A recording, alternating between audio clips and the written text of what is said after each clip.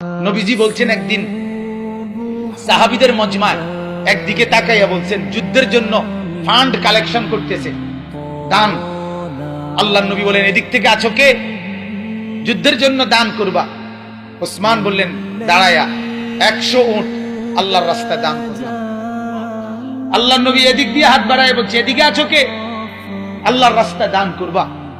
ওসমান ওই দিক দিয়ে ঘুরে এসে এনে আইয়া দাঁড়াইয়া কয় 100 উট আল্লাহর রাস্তায় দান করলাম। 200 হইল। মাঝ বরাবর হাত দেখাইয়া নবী বলছে এদিকে কে আছো? আল্লাহর রাস্তায় যুদ্ধের জন্য দান করবা। ওসমান এখানে এসে বলছে আল্লাহর রাস্তায় আরো 100 উট আল্লাহর রাস্তায় দান করলাম। 300 হইল। ভাইয়া 6 বার নবীজি বলছে আর কে আর কে আর কে? 6 বারই ওসমান দাঁড়াইয়া দাঁড়াইয়া বলছে 100 100 100 100 100 100 600। কয়শো? 600 উট।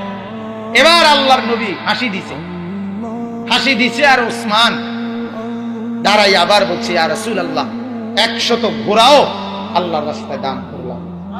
নবীজি খুশিতে চেহারা মুবারক নূরের চেহারা চিকচিক করছে।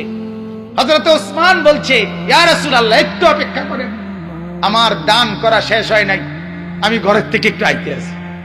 হযরত ওসমান ঘরে গেছেন, রুমাল বিছিয়ে দিয়া বিবিকে বললেন স্বর্ণ গহনা অলংকার যা আছে সব দাও। স্ত্রী বললেন কেন?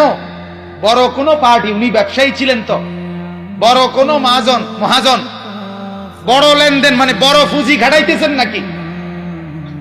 হযরত ওসমান বললেন হ্যাঁ বিবি, আজ আরশে আজিমের মালিকের সাথে পুঁজি খাটাই, আজকের মহাজন সবচেয়ে বড় মহাজন, আজ জান্নাতের বিনিময়ে পুঁজি খাটাচ্ছি বিবি। হযরত ওসমান সমস্ত গহনা স্বর্ণ রৌপ্য নিয়ে আল্লাহর নবীর সামনে রুমাল খুলে দিছে।